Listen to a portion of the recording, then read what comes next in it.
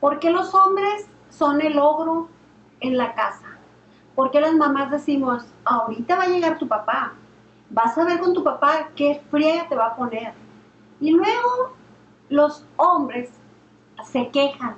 ¿Por qué las esposas nos ponen como los ogros, los malos? Uno que se preocupa y trae la chuleta y trae el dinero a la casa y todo. O sea, no sean chilletas.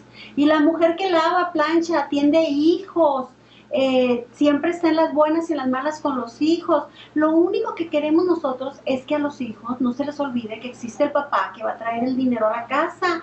Es una forma de que estén presentes, pero deja que llegue tu padre, pero ahorita que regrese tu padre, y les damos la más alta jerarquía de respeto. Tu padre se va a encargar, pero no porque necesitemos, nosotros bien podríamos poner orden, pero claro, nosotros estamos cansadas. Además, el mismo que vende no debe de cobrar. Entonces, si yo les vendo educación, buenos momentos, sonrisas, afecto, amor, entonces ni modo, hombres, les toca ser el logro de la película.